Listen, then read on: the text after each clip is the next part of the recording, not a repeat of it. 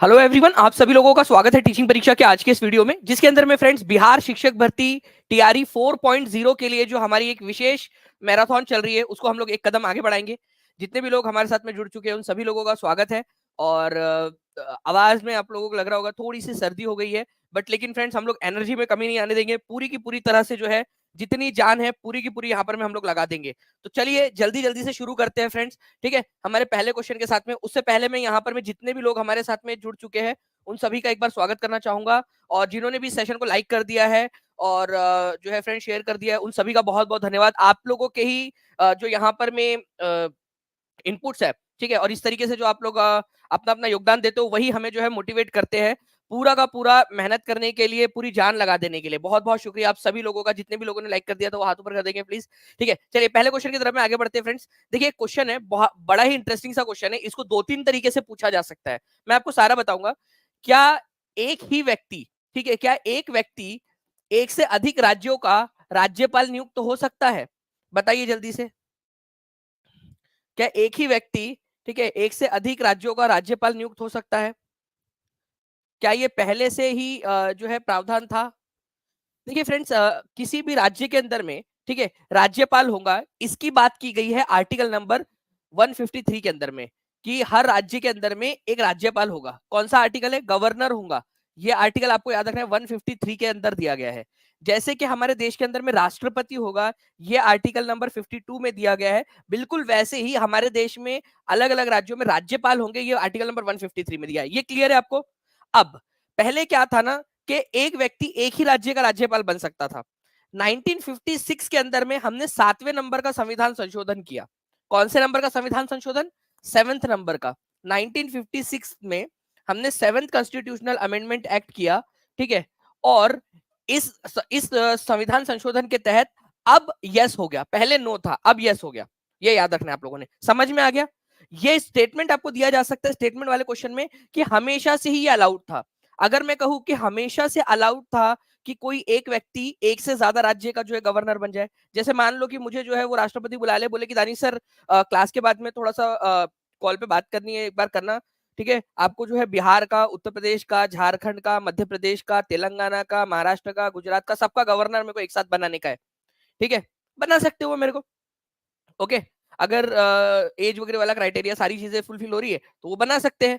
Okay, तो अभी yes है। क्या पहले से था? पहले से नहीं था, ये याद रखना है आप लोगों ने। ठीक है, चलिए बहुत बढ़िया फ्रेंड्स, पहले ही क्वेश्चन में 1000 बच्चा पार कर दिया आप लोगों ने। ऐसे ही फ्रेंड्स सेशन को लाइक एंड शेयर जरूर करते रहेंगे आप सभी के सभी लोग। हाँ, एक व्यक्ति को एक से अधिक जो है इसमें राज्यपाल नियुक्त किया जा सकता है।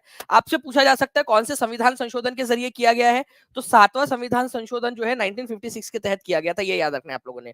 राज्यपाल की नियुक्ति कौन करता है? तो राज्यपाल की नियुक्ति जो है वो राष्ट्रपति के द्वारा की जाती है। अपॉइंटमेंट कौन किया जा करता है इसका?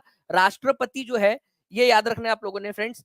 ओके, राष्ट्रपति ये नियुक्ति करता है गवर्नर की, ये भी आप लोग याद रखोगे। ओके, और ये दिया गया है आर्टिकल नंबर 155 के अंदर में कि गवर्नर होगा। ये आर्टिकल नंबर 155 में बोला है राज्य के जितनी भी कार्यकारी पावर्स होंगे, जितने भी काम किए जाएंगे, जितने भी अध्यादेश निकाले जाएंगे, वो सब किसके नाम पे होंगे? किसके नाम पे बिल फाड़ा जाएगा? सारा का सारा गवर्नर के नाम पे। वो आर्टिकल नंबर 54 में, 154 में, ठीक है, कि जितने भी कार्यकारी शक्तियां होंगी, जितने भी एग्जीक्यूटिव काम किए जाएंगे, वो गवर्नर के नाम पे किए जाएंगे राज्य में, जैसे केंद्र सरकार में किए जाते हैं राष्ट्रपति के नाम पर, वैसे ही। और आर्टिकल नंबर 155 में बोला है कि गवर्नर की नियुक्ति राष्ट्रपति करेगा केंद्र सरकार की अनुशंसा पर। ठीक है, इसके अलावा राष्ट्रपति का कार्यकाल कितना, जो गवर्नर है उसका कार्यकाल कितना होता है? गवर्नर का कार्यकाल 5 साल का होता है। ठीक है, वो दिया है आर्टिकल नंबर 156 के अंदर में। तो फ्रेंड्स जितनी भी चीजें थी वो सारी मैंने आप लोगों को यहाँ पर मैं बताने की कोशिश की है। ठीक है, चलिए आगे बढ़ते हम लोग। यहाँ पर में आप लोगों के लिए एक प्रैक्टिस क्वेश्चन, इसका आंसर हर एक बच्चा जो है वो कमेंट के अंदर में देगा जल्दी जल्दी से। टीचिंग परीक्षा चैनल को सब्सक्राइब करके बेल आइकन जरूर दबा दीजिए। और कल आप लोगों की संकल्प टेस्ट है। कितने बच्चे जिन्होंने संकल्प टेस्ट के अंदर में एनरोल करवा लिया है, चाहे वो पेड स्टूडेंट हो, चाहे वो अगर अनपेड स्टूडेंट है तो उन्होंने, ठीक है, आप लोगों का एनरोलमेंट कर लिया है। ठीक है, आपको पता है कि उसको फ्री नहीं रखा है हमने, क्योंकि फ्री रहता है तो उसकी फिर आप लोगों को वैल्यू नहीं रहती। जैसे पिछले बार हमने फ्री टेस्ट ली थी, उतनी आप लोगों ने वैल्यू नहीं की फिर उसकी, उस टेस्ट की। लेकिन अब जो है, जब वो एक छोटा सा मिनिमम अमाउंट आप देते हो तो उसकी वैल्यू करते हो फिर आप लोग, और उसमें पढ़ते भी हो। ठीक है, जितने भी लोग हैं जिन्होंने एनरोल कर लिया, जिन्होंने नहीं किया वो आज कर लेंगे फ्रेंड्स। पेड स्टूडेंट्स के लिए बिल्कुल जो है वो फ्री है, क्योंकि पेड स्टूडेंट ऑलरेडी उसके अंदर में है। ठीक है, और जो बाकी के बच्चे वो उसको अलग से भी ले सकते हैं। नीचे में नंबर चल रहा है आप लोगों का, उसके ऊपर में कॉल या व्हाट्सएप करके, ठीक है। अगर आप फुल कोर्स ले लेते हो तो आपको संकल्प टेस्ट कल की फ्री मिल जाएंगी, तो आप लोग फुल कोर्स की तरफ में भी जा सकते हो, ताकि आप लोगों का वो अमाउंट बच जाए। आप लोग जो है फुल कोर्स के अंदर में ही आप लोग ले लो, उसके अंदर में आपको मिल जाए। कल 9 बजे होंगी टेस्ट आप लोगों की, संकल्प टेस्ट, तो सभी लोग तैयार रहिएगा। 200 क्वेश्चन की टेस्ट होंगी, ठीक है, 200 क्वेश्चन की टेस्ट, इसकी भैंस का अंडा, ठीक है। कल गदर मचाते हैं अपन लोग। किस संवैधानिक संशोधन के अनुसार जो ये किया गया, आप लोग आंसर कर चुके होंगे फ्रेंड्स। दुनिया की सबसे लंबी नदी नील नदी निम्नलिखित में से किस महाद्वीप से होकर बहती है, ठीक है, बताइए जल्दी से, इसका आंसर क्या होगा।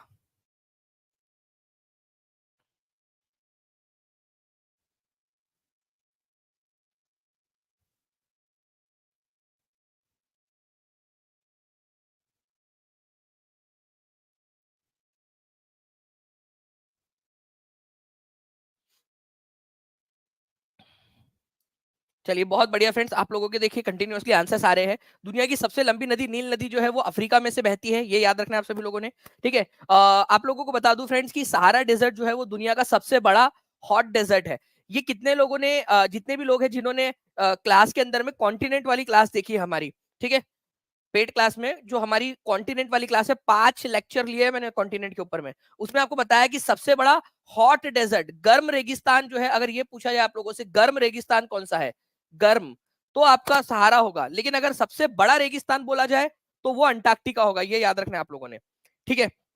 ये हम लोगों ने ऑलरेडी देखा हुआ है।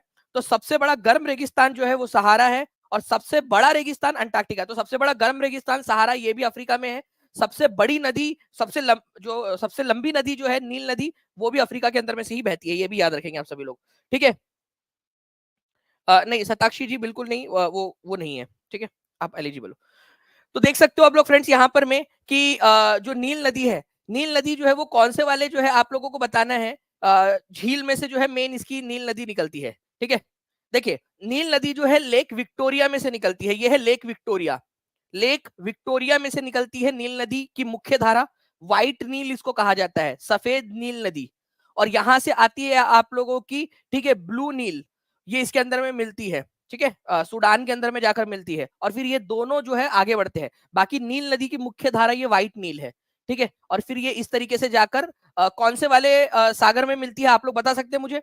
ये मिलती है भूमध्य सागर के अंदर में, ये याद रखना है आप लोगों ने, भूमध्य सागर के अंदर में, ओके। अलेक्जेंड्रिया नाम की जगह, वहां पर में जो है वो भूमध्य सागर में जाकर मिलती है।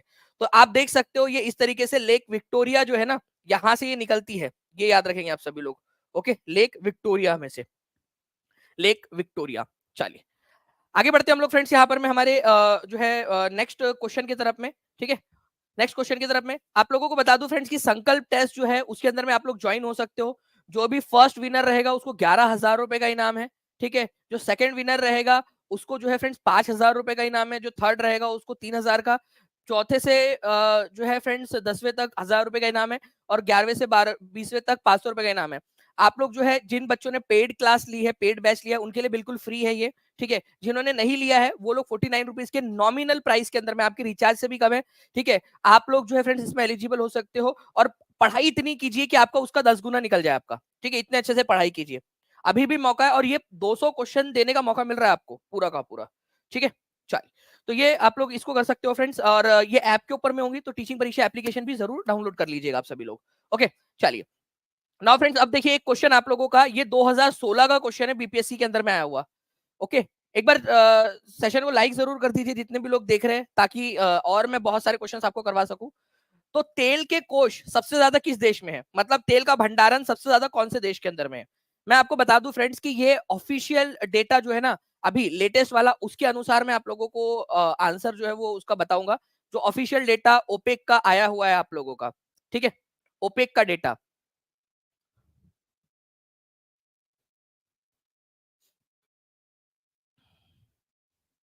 चलिए बहुत बढ़िया फ्रेंड्स, आप लोगों के आंसर्स आ रहे हैं यहाँ पर में। तो आंसर होगा आपका वेनेजुएला के अंदर में। तो सबसे ज्यादा ऑयल रिजर्व, सबसे ज्यादा तेल का कोष कौन से देश में है, वेनेजुएला के अंदर में, ये याद रखना है आप लोगों ने फ्रेंड्स, ठीक है। और ये अभी जो 2023 के अंदर में ओपेक की रिपोर्ट आई थी, उसमें भी यही बात की गई थी, ओपेक इसके अंदर में है, ठीक है। मैं आपको बता दूं दूसरे नंबर पे अगर आप लोगों से पूछ लिया जाए कि दूसरे नंबर का कोष किसके पास में है, तो फिर वो सऊदी अरब आता है आप लोगों का, ठीक है, सऊदी अरेबिया। अदरवाइज पहले नंबर पे कौन है, वेनेजुएला है, ये याद रखना है आप सभी लोगों ने, ठीक है। तो लिखो सभी लोग यहाँ पर में, सबसे ज्यादा ऑयल के रिजर्व किसके पास में है? वेनेजुएला के पास में। उसके बाद में अगर आप लोगों से बात की जाए कि दूसरे नंबर पे कौन है, तो आप लोगों ने याद रखना है फ्रेंड्स कि सऊदी अरेबिया के पास में। मैं लिख देता हूँ यहाँ पर में, फर्स्ट नंबर पे है वेनेजुएला, वेनेजुएला, ठीक है, वेनेजुएला। दूसरे नंबर पे है सऊदी अरेबिया, सऊदी अरेबिया, ठीक है। थर्ड नंबर पे आप लोग बता सकते हो कौन हो सकता है? थर्ड नंबर पे है कनाडा। ये ऑयल प्रोडक्शन के बारे में नहीं है, ये तेल कोष के बारे में कि उनके पास में तेल है, अब वो उत्पादित कर रहे हैं नहीं कर रहे हैं ये उनका मसला है, ठीक है। बात यहां पर में है कि क्या उनके पास में तेल है, तो सबसे ज्यादा तेल वेनेजुएला के पास में है। वेनेजुएला कौन से कॉन्टिनेंट की कंट्री है ये भी आप लोग मुझे बता देंगे, कौन से महाद्वीप के अंदर में आती है, ठीक है। तो ये याद रखना है आप सभी लोगों ने, बहुत बढ़िया। नाउ फ्रेंड नेक्स्ट क्वेश्चन की तरफ में आगे बढ़ते हैं। अब देखिए ये 64वीं बीपीएससी का क्वेश्चन 2018 में, ये देखिए ये आप लोगों का 2016 में आया था, ये 2018 के अंदर में। अब ये क्वेश्चन आपके टीआरई में आ सकता है, 70वीं बीपीएससी के अंदर में भी आ सकता है, यूपी के एग्जाम में पूछा जा सकता है, झारखंड के अंदर में पूछा जा सकता है, बंगाल के अंदर में भी पूछा जा सकता है। ध्यान से समझिए आप सभी लोग इस क्वेश्चन को, ठीक है। अगर आपको लग रहा है कि आपके लिए एक स्ट्रेटेजिक वे में पढ़ाया जा रहा है तो सेशन को लाइक जरूर कर देना आप सभी लोग, ठीक है। 1000 लाइक के हम लोग बहुत पास पहुंच चुके हैं, जल्दी जल्दी से सभी लोग सेशन को लाइक कर देंगे। देखिए फ्रेंड्स, संयुक्त राष्ट्र अमेरिका को छोड़कर विश्व के निम्न देशों में से कौन सा कच्चे तेल का सर्वाधिक उत्पादन करता है? अब यहां पर मैं देखो, पिछले क्वेश्चन में था कोष, सबसे ज्यादा तेल किसके पास में है, यहां पर मैं बात हो गई उत्पादन की। तो सबसे ज्यादा उत्पादन कौन करता है तेल का? तेल का सबसे बड़ा उत्पादक है यूएसए, प्रोड्यूसर, प्रोड्यूसर, ठीक है, ये याद रखना आप लोगों ने, सबसे ज्यादा तेल का उत्पादन करता है। वैसे तेल सबसे ज्यादा वेनेजुएला के पास में है, लेकिन सबसे ज्यादा तेल का उत्पादन करता कौन है? संयुक्त राज्य अमेरिका, संयुक्त राष्ट्र अमेरिका, या फिर आप लोगों का जो है यूनाइटेड स्टेट्स ऑफ अमेरिका जो है फ्रेंड्स ये करता है। संयुक्त राज्य अमेरिका होना चाहिए था, एग्जामिनर ने उसका ट्रांसलेशन संयुक्त राष्ट्र अमेरिका किया था, जो कि गलत था। बट हमेशा एग्जाम के अंदर में जो है फ्रेंड्स ये याद रखना है आप लोगों ने, इंग्लिश को प्राथमिकता दी जाती है। अगर कोई डिस्क्रिपेंसी आती है तो इंग्लिश के अंदर में जो लिखा हुआ होता है उसको माना जाता है। ये हर एग्जाम के अंदर में पहले ही वो लिख के दे देते हैं वो लोग, ठीक है, जो कि गलत भी है एक तरीके से यार, जब दे रहे हो तो दोनों में सही देना चाहिए। चलिए, तो देखिए फ्रेंड्स यहाँ पर मैं आंसर क्या हो जाएगा आप लोगों का, कि पहले नंबर पे अगर उत्पादन की बात की जाए आप लोगों से, तो ये हो जाएगा आप लोगों का जो है, चलिए बहुत बढ़िया फ्रेंड्स, आप लोगों के आंसर आ रहे हैं। पहले उत्पादन के मामले में हो जाए तो ये हो जाएगा, लेकिन अगर दूसरे उसके बाद में बात की जाए, लेटेस्ट डेटा के अनुसार बता रहा हूं, तो ये आंसर होगा आप लोगों का रशिया, सेकंड नंबर पे रशिया। उत्पादन के मामले में सेकंड नंबर पे है रशिया, लेटेस्ट डेटा के अनुसार, जो अभी करंट कंडीशन है। उस समय की कंडीशन के अनुसार था आप लोगों का सऊदी अरेबिया, लेकिन आज की कंडीशन के अनुसार 2024, क्योंकि 6 साल हो चुके हैं, अब की कंडीशन के अनुसार रशिया, ये याद रखना है आप लोगों ने, ठीक है। तो आंसर इसका जो है फ्रेंड्स ये आप देख सकते हो कि देखिए ये यूनाइटेड स्टेट्स है पहले नंबर पे सबसे ज्यादा उत्पादन के मामले में, दूसरे नंबर पे रशिया है, और तीसरे नंबर पे फिर सऊदी अरेबिया है, ठीक है, इस तरीके से। तो ये आप लोगों का उत्पादन के मामले के अंदर में, ऑयल प्रोड्यूसर उत्पादन के मामले। और मैं आप लोगों को ना ओरिजिनल क्वेश्चन दिखा रहा हूँ बीपीएससी के, ये बहुत बड़ी बात है, ये समझिए आप लोग, जो बच्चा कर लेगा वो आगे बढ़ जाएगा, ठीक है। चलिए 957 लाइक्स आपने कर दिए फ्रेंड्स, जल्दी जल्दी से जो है सेशन को ऐसे आगे बढ़ाते रहेंगे। 2000 लाइक्स और 2000 लाइक्स हो जाने चाहिए, हर एक बच्चे एक एक जगह पे शेयर कर देगा तो हमारा टारगेट जो है वो कंप्लीट हो जाएगा। नेक्स्ट क्वेश्चन की तरफ में आगे बढ़ते हैं, which city will host the 2028 Olympics? Important mark करो इसको, वेरी वेरी वेरी इंपॉर्टेंट। और आपको पता है कि अगर मैं इंपॉर्टेंट लिखता हूं तो कुछ ना कुछ सोच समझ के ही लिखता हूं, ठीक है। तो 2028 का ओलंपिक कौन सी सिटी जो है वो होस्ट करेंगी, ये आपसे पूछा जाएगा। और आप देख लीजिएगा, ये क्वेश्चन आपको देखने के लिए मिलेगा बहुत सारी जगहों के ऊपर में।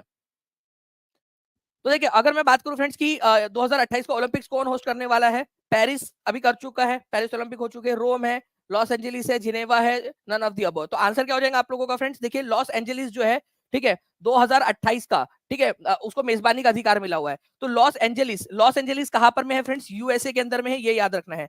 2024 का जो था आपका, वो पेरिस ने किया था, ठीक है। लॉस एंजलिस यूएसए के अंदर में है, इसने जो है इसको ये किया था, ये याद रखना है आप सभी लोगों ने फ्रेंड्स, इंपॉर्टेंट है, एग्जाम के अंदर में आप लोगों से पूछा जा सकता है। ओके चलिए, इसके अलावा जो है फ्रेंड्स एक और चीज याद रखनी है आप लोगों ने, कि इंडियन ओलंपिक एसोसिएशन जो है उसने 2028 के ओलंपिक के लिए, ठीक है, प्रिंसिपल पार्टनर किसको बनाया है, मतलब कि भारत की तरफ से कौन जो है उसको प्रमोटर रहेगा, उसको प्रमोट करेगा 2028 के ओलंपिक को। तो Bharat petroleum corporation limited, BPCL का नाम कितने लोगों ने सुना है कभी ना कभी? उसके आप लोगों ने पेट्रोल पंप वगैरह देखेंगे, BPCL, Bharat petroleum corporation limited, BPCL, ठीक है, बीपीसीएल, कितने लोगों ने नाम सुना है? भारत की सरकारी कंपनी है भाई बीपीसीएल, सरकारी कंपनी है, ओके, सरकारी कंपनी है बीपीसीएल। तो Bharat petroleum corporation limited, BPCL जो है, इसको जो है ऑफिशियल प्रिंसिपल पार्टनर बनाया है, यहाँ पर मैं स्पॉन्सर बनाया है, ये आप बोल सकते हो एक तरीके से कि भारत की तरफ से ये स्पॉन्सर है, ठीक है, उसका बीपीसीएल। कौन से वाले ओलंपिक के अंदर में? 2024 के लॉस एंजलिस के ओलंपिक के अंदर में। ये बहुत ही इंपॉर्टेंट क्वेश्चंस जो है वो मैं आप लोगों को बता रहा हूँ, जो जो पूछे जा सकते हैं, ठीक है। चलिए नाउ फ्रेंड्स आगे बढ़ते हैं हम लोग यहाँ पर में। आप लोगों से एक और क्वेश्चन पूछा जा सकता है कि पहला ओलंपिक जो है फ्रेंड्स वो कब हुआ था, पहला मॉडर्न ओलंपिक, ठीक है, पहला मॉडर्न ओलंपिक। ये मैंने पेड क्लास के अंदर में जब आप लोगों को करंट अफेयर्स करवा रहा था उसके अंदर में भी करवाया मैंने, ठीक है, कि पहला मॉडर्न ओलंपिक जो है फ्रेंड्स आप लोगों का 1896 के अंदर में हुआ था एथेंस के अंदर में, ठीक है। फर्स्ट मॉडर्न ओलंपिक, ये ऑलरेडी हम लोग क्लास के अंदर में कर चुके हैं, बाकी बच्चों को याद होगा, आप लोग भी प्लीज इसको याद रख लीजिएगा, पहला मॉडर्न ओलंपिक, ठीक है, 1896 में। वेरी गुड साधना, 1896 के अंदर में एथेंस के अंदर में हुआ था, 1896 के अंदर में एथेंस के अंदर में, ठीक है। चलिए ये आप लोग याद रखेंगे आप लोग। नाउ नेक्स्ट क्वेश्चन की तरफ में हम लोग आगे बढ़ते हैं फ्रेंड्स। देखिए मशहूर नारा है इंकलाब जिंदाबाद किसने दिया था? ये बीपीएससी टीआरई के अंदर में आया हुआ क्वेश्चन है, आगे में भी पूछा जा सकता है। चलिए 1700 से ज्यादा बच्चे यहाँ पर मैं देख रहे हैं फ्रेंड्स, ठीक है, 17 मिनट भी होने के बच्चे और 1700 से ज्यादा बच्चे यहाँ पर मैं देख रहे हैं, ठीक है, 1000 लाइक्स हुए। जल्दी जल्दी से सेशन को इसी तरीके से आगे बढ़ाते रहेंगे आप लोग, तो और भी क्वेश्चन आपको करवाए जा सकते हैं। हर एक बच्चा एक एक जगह पे शेयर कर देगा, और इस क्लास के बाद में आपको टेस्ट मिलने वाली है। जो बच्चा पूरा सेशन लाइव देखेगा उसको टेस्ट मिलने वाली है, ये याद रखना है आप लोगों ने, ठीक है। ये सेशन और अभी साइंस का लेक्चर होगा, इन दोनों को मिलाकर आपकी एक छोटी सी टेस्ट ऐप के ऊपर में होंगी, टीचिंग परीक्षा एप्लीकेशन के ऊपर में, ठीक है। तो मशहूर नारा इनकलाब जिंदाबाद किसने दिया था? तो ये हजरत मोहानी ने दिया था, इनकलाब जिंदाबाद। इनकलाब का मतलब ही होता है क्रांति, ठीक है, क्रांति, क्रांति जिंदाबाद, ये याद रखना है आप लोगों ने, इनकलाब जिंदाबाद। तो आंसर जो है फ्रेंड्स इसका हो जाएगा मौलाना हजरत मोहानी ने 1921 में दिया था। बाद में भगत सिंह ने इसको और पॉपुलर कर दिया। भगत सिंह ने जब वो सेंट्रल लेजिस्लेटिव असेंबली के अंदर में, ठीक है, बम फेंकने गए थे, तो किसके साथ गए थे भगत सिंह? ये क्वेश्चन आया था कि नहीं आया था? भगत सिंह किसके साथ गए थे? बटुकेश्वर दत्त के साथ में, बी के दत्त के साथ में गए थे। नेशनल मूवमेंट वाली क्लास के अंदर में आपको करवाया है मैंने ये वाला पॉइंट, ठीक है। तो बटुकेश्वर दत्त के साथ में गए थे, उस समय में उन्होंने इनकलाब जिंदाबाद का ही नारा लगा रहे थे वो, तो इनकलाब जिंदाबाद का नारा मौलाना हजरत मोहानी ने दिया था, ये याद रखना है आप लोगों ने, ठीक है। ये कौन कौन ने किसना नारा दिया था ये आप देख सकते हो। इसके अलावा जो है आप देख सकते हो, सरफरोशी की तमन्ना अब हमारे दिल में है, ये बिस्मिल अजीमाबादी की जो है ये कविता है, ठीक है, बीपीएससी 2015 में ऑलरेडी आ चुका है। ये आप लोगों का वन लाइनर वाला जो आपको प्रोवाइड किया गया उसमें भी दिया गया ये वाला क्वेश्चन, ठीक है, 2015 में आया था। सरफरोशी की तमन्ना अब हमारे दिल में है, ठीक है, ये बिस्मिल अजीमाबादी ने दिया था, ये भी याद रखेंगे आप लोग, ठीक है। बीपीएससी टीचर 4.0 आप क्या कर रहे हो, ठीक है, आपको पढ़ना है या आप क्या करना है?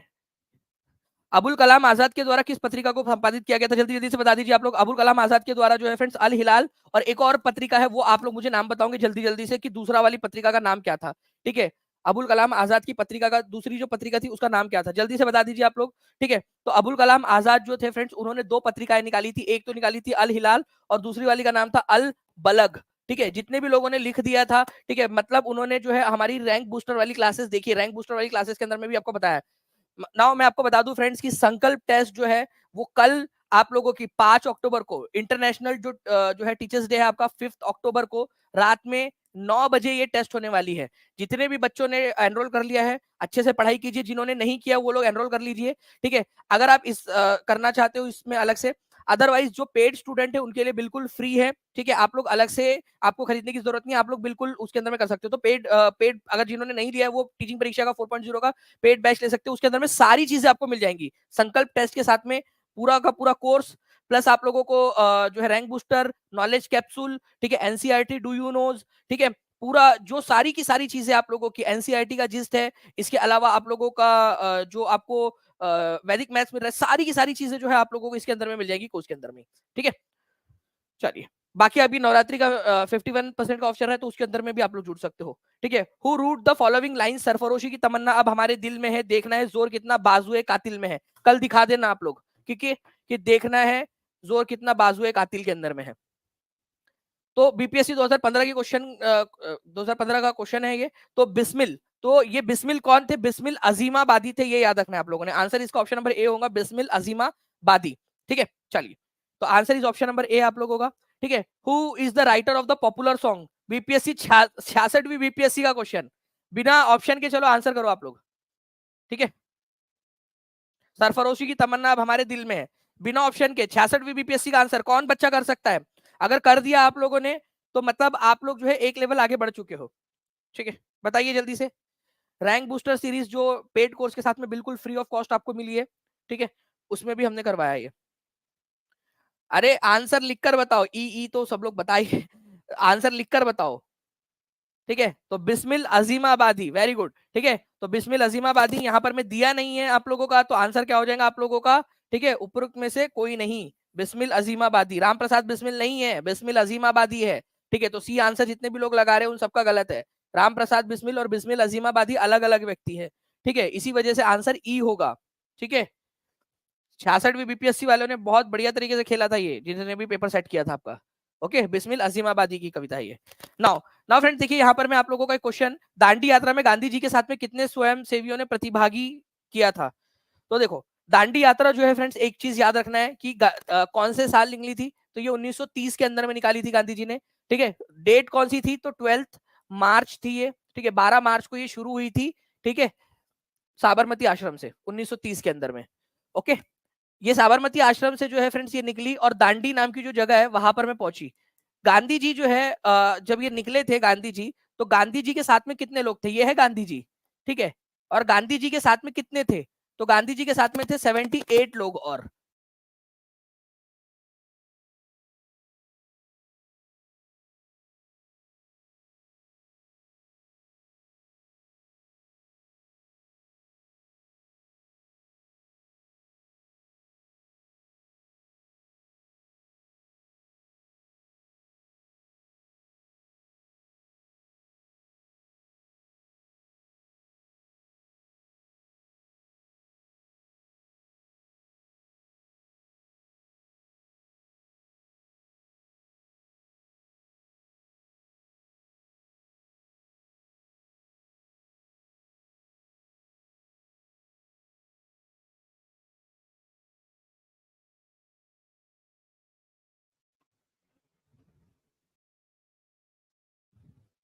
Okay, so I hope friends अब आप लोगों को जो है स्क्रीन आ रही होगी।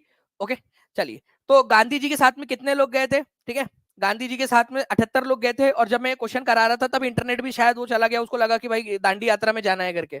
ओके, चलिए कोई बात नहीं फ्रेंड्स। तो दांडी यात्रा में गांधी जी के साथ में 78 लोग गए थे। दांडी मार्च जो है वो 12 मार्च 1930 को स्टार्ट हुआ था। ठीक है, साबरमती आश्रम से, और दांडी तक गया था, ये भी याद रखेंगे आप सभी लोग। इसके अलावा जो है फ्रेंड्स, अगर मैं बात करूं आप लोगों से नेक्स्ट पॉइंट की, कि और क्या क्या चीजें आप लोगों ने याद रखनी है इसके अंदर में, आप लोगों से ये पूछा जा सकता है कि दांडी यात्रा के अंदर में, ठीक है, 78 लोग गए थे, क्या उसमें से कोई बिहार का व्यक्ति था, कोई बिहारी था क्या उसके अंदर में? ठीक है, कोई बिहारी था क्या, ये भी एक क्वेश्चन बन सकता है आप लोगों का। तो मैंने पेड क्लास के अंदर में आपको करवाया है फ्रेंड्स कि गिरिवी धर जो है यहाँ पर में चौधरी जी तो थे, जिनको कारो बाबू के नाम से जाना जाता था, वो भी थे। एक बिहारी था इसके अंदर में। ठीक है, इन 78 लोगों में एक बिहारी भी था। वन बिहारी सब पे भारी। ठीक है, तो एक बिहारी था। ठीक है, उनका नाम था गिरिवीधर चौधरी। ठीक है, तो गिरी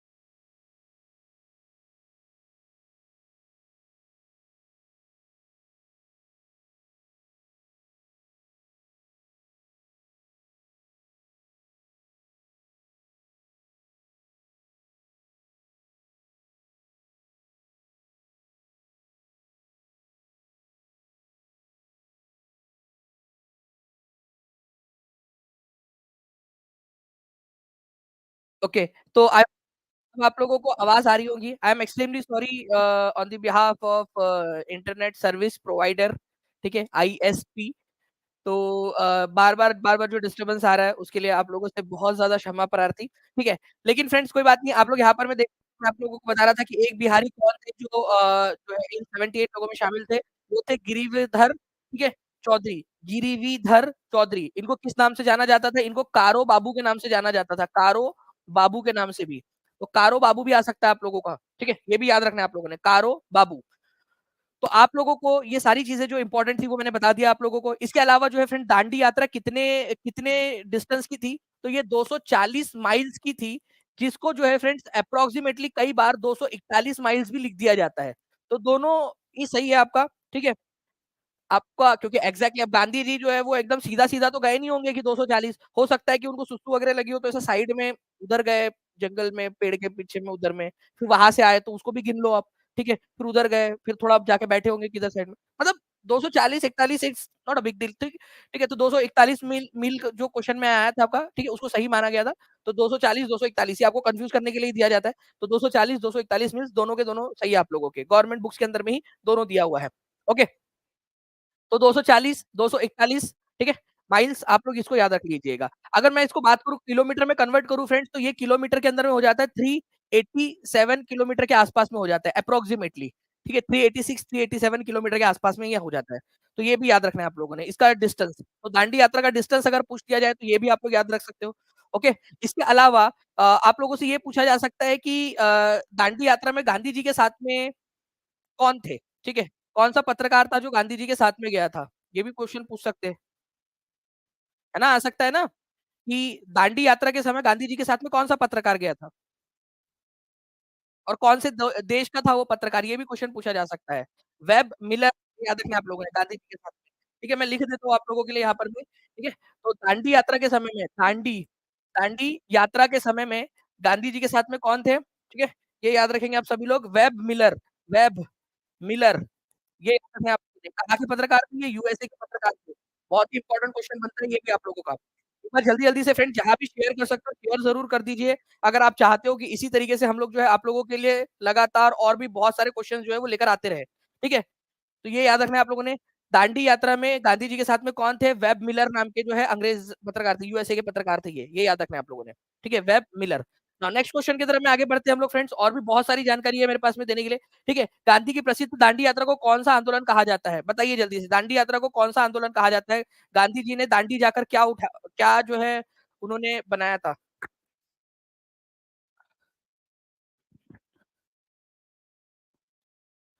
सर्दी हो गई है थोड़ी-सी उसके लिए सॉरी अगर आपको आवाज़ में कुछ इश्यू आ रहा हो तो। देखिए फ्रेंड्स अगर मैं बात करूँ दांडी यात्रा जो है, उसके बाद में गांधी जी ने नमक सत्याग्रह किया था, ठीक है? नमक आंदोलन, नमक सत्याग्रह, सॉल्ट सत्याग्रह जिसको कहते हैं आप लोग। क्यों किया था गांधी जी ने ये नमक सत्याग्रह? क्योंकि नमक के ऊपर में टैक्स लगा दिया गया था और गांधी जी चाहते थे, ठीक है, कि ऐसी इम्पोर्टेंट चीज़, जो कि हर किसी के खाने के अंदर में शामिल होती है, उसके ऊपर में इस तरीके से अमानवीय तरीके से टैक्स लगाकर उसके दाम बढ़ा देना और कोई और नमक बना भी नहीं सकता, ये भी आदेश जारी करना, ये गलत है। तो गांधी जी गए ठीक है? दांडी टुबुक-टुबुक गए दांडी में, ठीक है? दांडी में न नमक बनाना कोई ऐसी बड़ी बात नहीं, नमक क्या नमक ऐसे उठाना ही तो होता है, नमक अपने आप ही बनता है जब खारा पानी जो इवेपोरेट हो जाता है तो नमक बच जाता है। गांधी जी ने उठाया नमक, बोला लो बना लिया नमक मैंने, वैसा वाला, ठीक है? ये याद रखना आप लोगों ने 78 फॉलोवर्स के साथ में गांधी जी गए थे दांडी तक। दांडी कहाँ पर में? गुजरात के अंदर में। साइमन कमीशन में भारत के लिए क्या परिकल्पना की थी? तो भारत को क्या बनाना देखो साइमन कमीशन जो है फ्रेंड्स इसके बारे में आप लोग 2-4 चीज़ें याद रखिए, ठीक है? ये साइमन कमीशन जो है इसका गठन कब किया गया था? ठीक है? तो इसका गठन किया गया था आपका नवंबर 1927 में, ठीक है? ये याद रखना है आप लोगों ने। इसका गठन कब किया गया था? 1927 के अंदर में नवंबर में। ये भारत कब आया? ठीक है? भारत भारत में कब आया ये? ये भारत में आया था फ़रवरी 1928 के अंदर में। देखिए ये 2 पॉइंट है, बनाया कब गया और भारत में कब आया? ये 2 इंपॉर्टेंट वाले पॉइंट्स हैं आप लोगों के, प्लीज़ इसको याद रखिए आप लोग। नवंबर 1927 में बनाया गया और भारत के अंदर में फरवरी 1928 के अंदर में आया। इसका आने का मेन मकसद क्या था? भारत के अंदर में जो संवैधानिक जो और संशोधन किए जा सकते, क्या भारत के अंदर में एक नया स्ट्रक्चर दिया जा सकता है, सुधार किए जा सकते हैं, उसको उसको जो है देखने के लिए, उसकी जाँच करने के लिए इसको भेजा गया था। ठीक है? तो भारत के अंदर में, ठीक है, कॉन्स्टिट्यूशनल रिफॉर्म्स क्या लाए जा सकते हैं, संवैधानिक सुधार क्या किए जा सकते हैं, उसके लिए यहाँ भेजा गया था। उसने क्या सुझाव दिया था? तो उसने सुझाव दिया था कि भारत को एक फेडरेशन बना देना चाहिए। फेडरेशन, फेडरेशन का मतलब क्या होता है? मैं आपको बताता हूँ फेडरेशन का मतलब क्या होता है। अगर फेडरेशन बनता भारत, तो इस तरीके से होता, ये जो पूरा भारत है, वो ऐसे बन जाता कि भाई जो कुछ इलाके ऐसे हैं जो ब्रिटिशर्स के डायरेक्ट कंट्रोल में है और कुछ इलाके ऐसे हैं जो राजे-रजवाड़े हैं। इनके बीच में एक होता कि हम एक देश बन गए हैं करके, ठीक है? फेडरेशन। तो फेडरेशन का मतलब ये होता है कि एग्रीमेंट के थ्रू, ठीक है? थ्रू एग्रीमेंट इकट्ठा आए हैं और किसी के पास में बाहर निकलने का अधिकार होता है, ठीक है? उस फेडरेशन से। तो फेडरेशन बनाने का उन्होंने जो है बोला था, बट वो कभी आ नहीं पाया। ये याद रखना है आप लोगों ने। तो साइमन कमीशन ने रिकमेंडेशन दी थी कि भारत को एक फेडरेशन बनाना चाहिए, बट वो कभी बन नहीं पाया। ये याद रखना है आप लोगों ने। ओके, मैं आपको बताना चाहूँगा फ्रेंड्स कि ये सारी चीज़ें आप लोगों को पढ़ाई हुई है, ठीक है? और आप देख सकते हो बिहार एससीईआरटी जो कि टीचिंग परीक्षा के एप्लीकेशन पर उपलब्ध है आप लोगों के लिए, उसमें भी ये दिया हुआ है पूरा का पूरा, ठीक है? साइमन कमीशन के बारे में। साइमन कमीशन जो है फ्रेंड्स 1919 का जो कानून था, उसमें ये बोला गया था कि 10 साल बाद, ठीक है, एक कमीशन बनाया जाएगा भारत में और क्या सुधार किए जा सकते हैं उसकी जाँच के लिए। तो वैसे बनना चाहिए था 1929 में, लेकिन ब्रिटेन में चुनाव होने की वजह से उन्होंने 1927 में ही बना दिया उसको। ठीक है? चलिए, तो साइमन कमीशन के बारे में आप देख सकते हो, ये बीपीएससी की बुक है, जो टीचिंग परीक्षा के एप्लीकेशन के ऊपर में उपलब्ध है आप लोगों के लिए। जितने भी बीपीएससी तैयारी 4.0 के बच्चे हैं, सबको दिया गया है। अब देखिए फ्रेंड्स, ये मैंने नॉलेज कैप्सूल में आपको पढ़ाया है। इनमें से कौन 1920 में स्थापित अखिल भारतीय ट्रेड यूनियन कांग्रेस के पहले अध्यक्ष थे? पहले आपको ये क्वेश्चन क्लियर हो गया कि अखिल भारतीय Trade Union Congress, All India Trade Union Congress, इसको हमने क्या बोला था? ठीक है? आई2, ऑल इंडिया ट्रेड यूनियन, ठीक है? All India Trade Union Congress, AITUC. तो आईटूक के जो है वो 1920 में इसकी स्थापना हुई थी। इसका पहला सेशन कहाँ पर में हुआ था, ये भी आप लोगों को याद होगा, ठीक है? 1920 में इसकी स्थापना हुई थी, बॉम्बे में इसका सेशन हुआ था पहला, और इसके संस्थापक अध्यक्ष कौन थे? तो वो थे लाला लाजपत राय, ठीक है? ये नॉलेज के स्कूल के अंदर में आप लोगों ने किया होगा, है ना? चलिए, तो आंसर इसका ऑप्शन नंबर बी हो जाएगा फ्रेंड्स। तो आप लोग देख सकते हो आपकी बुक में भी दिया हुआ है। ये बुक आपको अवेलेबल है टीचिंग परीक्षा के एप्लीकेशन के ऊपर में, ठीक है? बीपीएस जो बिहार स्टेट बोर्ड की बुक है। All India Trade Congress AITUC was founded on 31st October 1920। ये पूरा का पूरा मैंने आपको नॉलेज कैप्सूल वाली क्लास में भी कराया है। लाला लाजपत राय जो है उसके चीफ थे, मतलब उससे पहले अध्यक्ष थे। ठीक है? बॉम्बे में हुआ था इसका सेशन, ये याद रखना है आप लोगों ने पहला। अब देखिए आप लोगों की बुक में भी दिया हुआ है, when was All India Trade Union Congress formed? AITUC. क्या ये क्वेश्चन आपको करवाया नहीं है मैंने? जितने भी लोग हैं जिन्होंने, जल्दी बताइए आप लोग, क्या आप लोगों को ये याद है नॉलेज, जितने भी बच्चों ने नॉलेज कैप्सूल देखी है वो बता देंगे?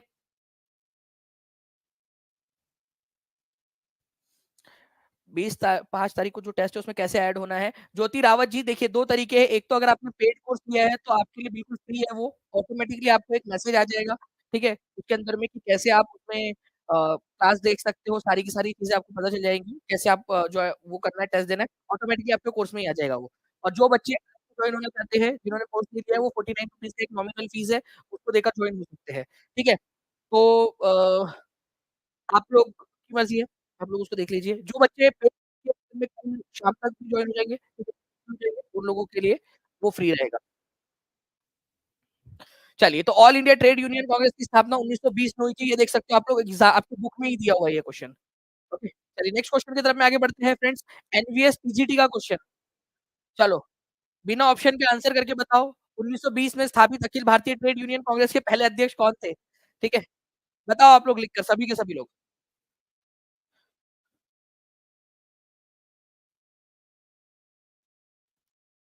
जितने बच्चे सभी लोग जल्दी-जल्दी से लिख के बताएँगे। साउंड का इश्यू आ रहा है, एक बार सभी एक बार बाकी लोग भी बता देंगे प्लीज़ कि साउंड का इश्यू है।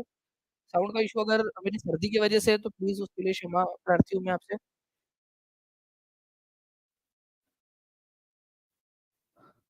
चलिए, तो देखिए फ्रेंड्स, अगर अखिल भारतीय ट्रेड यूनियन कांग्रेस की बात करें, इसके पहले अध्यक्ष थे लाला लाजपत राय, ये आपको करवाया हुआ है already. C is the correct answer. अखिल भारतीय ट्रेड यूनियन कांग्रेस के पहले अध्यक्ष कौन थे? एसएससी सीपीओ का क्वेश्चन। जल्दी से आंसर कर देंगे आप सभी लोग कमेंट के अंदर में, ताकि हम लोग आगे बढ़ जाएँ। ओके, आप लोगों ने आंसर कर दिया होगा। दांडी मार्च, जिसे नमक और दांडी सत्याग्रह के नाम से भी जाना जाता है, निम्नलिखित में से किस आंदोलन का नेतृत्व किया? देखिए फ्रेंड्स, दांडी मार्च जो है वो हुआ था आपका, जिसको नमक मार्च या नमक सत्याग्रह, दांडी सत्याग्रह के नाम से भी जानते हैं। ठीक है? 1930 में ये यात्रा हुई थी। इसी के बाद, ठीक है, कौन-सा आंदोलन शुरू किया था? तो गांधी जी के द्वारा जो है सिविल डिसोबीडियंस मूवमेंट, सविनय अवज्ञा आंदोलन शुरू किया गया था इस आंदोलन के बाद में, इस यात्रा के बाद में। तो याद रखना है फ्रेंड्स, ठीक है? तुरंत बाद कौन-सा वाला आंदोलन शुरू हुआ था? ठीक है? सविनय अवज्ञा आंदोलन, ठीक है? सिविल डिसोबीडियंस मूवमेंट ये स्टार्ट हुआ था, ये याद रखेंगे आप सभी लोग। नाउ 13 चैनल में फिर सेशन को लाइक कर दिया, 2000 से ज़्यादा बच्चे देख रहे हैं। जल्दी-जल्दी से सेशन को लाइक कर देंगे, चैनल को सब्सक्राइब कीजिए, चैनल को सब्सक्राइब ज़रूर करते रहेंगे, ठीक है? मैं आपको बता दूँ कि कुलदीप सर की जो है फ्रेंड्स कुलदीप सर बिल्कुल रेडी हो चुके हैं। कुलदीप सर की भी क्लास है, आप लोग जो है उसमें भी जुड़िए। पूरा सेशन ध्यान से देखिए आप सभी लोग।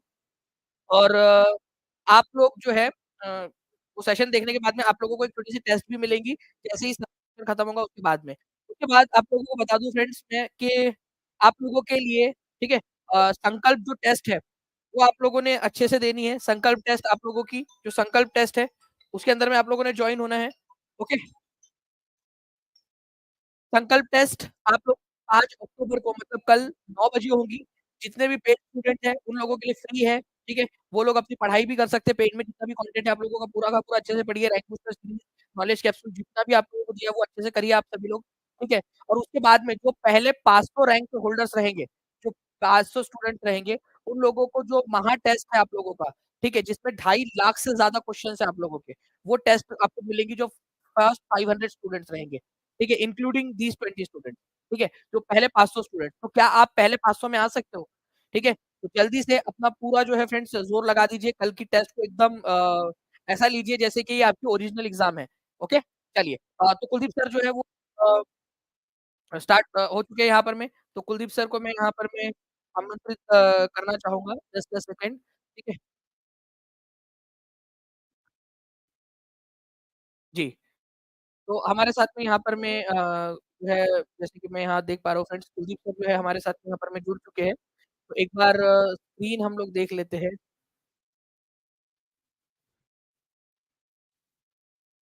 प्लीज़ टीम मुझे बता दीजिएगा कुलदीप सर अब आ गए हैं स्क्रीन के ऊपर में। चलिए, कुलदीप सर आ चुके हैं। जी सर।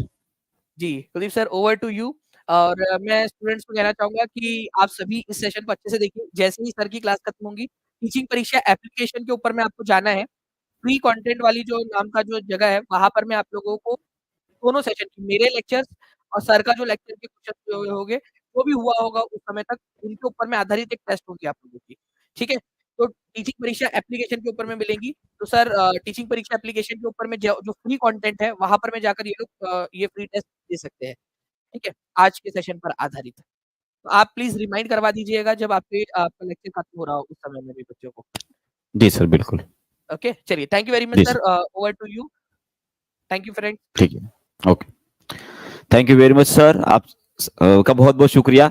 बच्चों, बहुत दिनों बाद मुलाकात हो रही है। कल भी हमारा बराबर सेशन नहीं हुआ था, पर आपको बताना चाहूंगा कि आज का सेशन और भी जबरदस्त और शानदार होने वाला है। तो चलते हैं ओवर टू यू, देखते हैं क्वेश्चन कैसे रहेगा आप सभी के लिए। से सबसे पहला क्वेश्चन आप सभी के लिए, सभी लोग इसका आंसर करेंगे और बताएंगे इसका आंसर क्या रहेगा। यहाँ पे पूछा गया है कि प्रकाश संश्लेषण के लिए पौधों की जड़ों के बारे में पूछा गया। किनके बारे में पूछा गया? जड़ों के बारे में पूछा गया। तो सभी लोग मुझे बताएंगे कि जड़ों के बारे में अगर क्वेश्चन पूछा गया है तो यहां पे आपका आंसर क्या रहना चाहिए। चलिए, सभी लोग आंसर करेंगे जी, इसका आंसर क्या रहेगा। बहुत बढ़िया, चलिए सभी लोग कमेंट करेंगे जल्दी जल्दी, क्या रहने वाला है आंसर, जल्दी जल्दी बताएंगे सभी लोग, बताए क्या आंसर रहेगा। बहुत बढ़िया, चलिए चलिए। ओके, सी बोल रहे हैं, कोई डी बोल रहे हैं, कोई बी बोल रहा है। आप और टेक्निकल टीम का भी बहुत बहुत शुक्रिया। ठीक है, जो पोल वाले मैम है वो भी आ चुके हैं और पोल भी आप सभी को दे दिया है। तो सभी लोग जो है जल्दी जल्दी कमेंट करके बताएंगे आंसर का क्या करना है, क्योंकि टेस्ट में हमें अगर टॉप में आना है तो सभी कुछ हमने देखना पड़ेगा, रुकना पड़ेगा भाई साहब, आखिर तक जुड़ना पड़ेगा। तो रूट्स के बारे में अगर बात हो रही है तो आप सभी के लिए यहाँ पे क्या रहना, यहाँ पे फोटोसिंथेसिस की बात हो रही है। तो यहाँ फोटोसिंथेसिस ये बहुत ही महत्वपूर्ण शब्द है। अगर आपने वाटर अगर टिक किया है तो यह आपका सही आंसर आने वाला है, क्योंकि फोटोसिंथेसिस जब होता है तब नाइट्रोजन की कोई भी इस्तेमाल नहीं किया जाता है, पर प्लांट ग्रोथ और प्रोटीन सिंथेसिस के लिए नाइट्रोजन को रूट्स के द्वारा एब्सॉर्ब किया जाता है। यहाँ पे सबसे महत्वपूर्ण कोई शब्द था तो वो था फोटोसिंथेसिस। जिन जिन लोगों ने सही किया है आप सभी को कांग्रेचुलेशन, क्योंकि इसी प्रकार के क्वेश्चन जो है आपके बीपीएससी आपको फंसाने के लिए और आपको भाई साहब चूना लगाने के लिए पूछने वाला है। तो आपको याद रखना है कि रूट्स के द्वारा, किसके रूट्स, पौधे के रूट जो होते हैं भाई साहब, उनके द्वारा फोटोसिंथेसिस के लिए किसे अब्सॉर्ब किया जाता है, वो रहेगा आपका वाटर। क्या रहेगा जी, वाटर। वही अगर पत्तों के बारे में पूछा जाता था, किसके बारे में, पत्तों के बारे में पूछा जाता था, और वही क्वेश्चन अगर होता था और रूट्स के जगह पे अगर आपको यहाँ पे पत्ते माने कि आपके जो प्लांट लीव्स होते हैं वो अगर लिख के आता था, तो बताएंगे सभी लोग, लीफ अगर लिख के आता था तो इसका आंसर क्या रहता था। चलिए सभी लोग कमेंट बॉक्स में लिखेंगे। देखिए, एक क्वेश्चन के मैक्सिमम कितने क्वेश्चन हम बना सकते हैं, उसी के आधार पर डिसाइड करेगा कि अपना नॉलेज कितना रहने वाला है। बराबर है, क्योंकि यहां पे सबसे महत्वपूर्ण कोई बात होगी तो ये बात है कि आप एक क्वेश्चन को कितने तरह से मोड़ कर मरोड़ कर उसका जूस निकाल कर आप पी सकते हो। जब तक ऐसा नहीं करोगे भाई साहब, आपका बीपीएससी में होने वाला नहीं है। जो मैं बार बार बता रहा हूं, अगर यहाँ पे रूट्स की जगह पे अगर प्लांट्स होता तो आपका आंसर क्या रहना चाहता था, उस टाइम पे आपका आंसर कार्बन डाइऑक्साइड होता था। क्या होता था, कार्बन डाइऑक्साइड होता। और बहुत बढ़िया, बच्चों ने भी आंसर दे दिया है। थोड़ा सा आगे बढ़ते हैं तो यहाँ पे आपको बताना चाहूंगा कि पौधों के जो जड़ होते हैं, जो स्टेम होते हैं, उनके अंदर जो है कुछ हमारी दो विशेष प्रकार की वाहिकाएं होती है। एक होती है जाइलम और एक होती है फ्लोएम। आप सभी को बताएं जाइलम का काम कौन सा होता है जी। जाइलम जो है भाई साहब, ये पानी और जो मिनरल्स रहेंगे उनको उनका वहन करने का काम करता है। और ये फ्लोएम जो होते हैं भाई साहब, ये कौन सा काम करता है, जो भी आपका फूड रहेगा भाई साहब, उसका वहन करने का काम करता है। आप सभी के लिए एक क्वेश्चन है, महत्वपूर्ण क्वेश्चन ऐसा रहेगा। चलिए मैं आपको पूछता हूं, पादप वर्ग में पहला कौन सा ऐसा वर्ग है जिनके अंदर जाइलम और फ्लोएम भाई साहब विकसित हुए थे। चलिए सभी लोग इसका आंसर करेंगे। हमने प्लांट किंगडम के बारे में पढ़ा है और मैंने आपको बोला है कि प्लांट किंगडम के बारे में एक क्वेश्चन जो है आपके एग्जामिनेशन में पूछने के चांसेस बहुत ज्यादा है। और उसमें भी आपको मैंने बोला था जो महत्वपूर्ण कोई पादप वर्ग होगा तो वो कौन से थे, एक थैलोफाइटा, एक था ब्रायोफाइटा और एक था आपका टेरिडोफाइटा। बराबर है, तो ये आप मुझे बताओगे पहला ऐसा कौन सा पादप वर्ग है जिसके अंदर जाइलम और फ्लोएम का विकास हुआ था, विकसित हुए थे, उसका आंसर क्या रहेगा। बहुत बढ़िया, बच्चों ने यहां पे आंसर भी दे दिया है, टेरिडोफाइटा। कौन सा था जी, टेरिडोफाइटा। ये पहले ऐसे पादप थे जो जमीन के ऊपर आए थे और जिनके अंदर क्या था, जिनके अंदर जाइलम और फ्लोएम था। क्या था जी, जाइलम और फ्लोएम था। और यहां पे कुछ बच्चों का आंसर आया है ब्रायोफाइटा। देखिए, इस टेरिडोफाइटा को बोटेनिकल स्नेक बोला जाता है।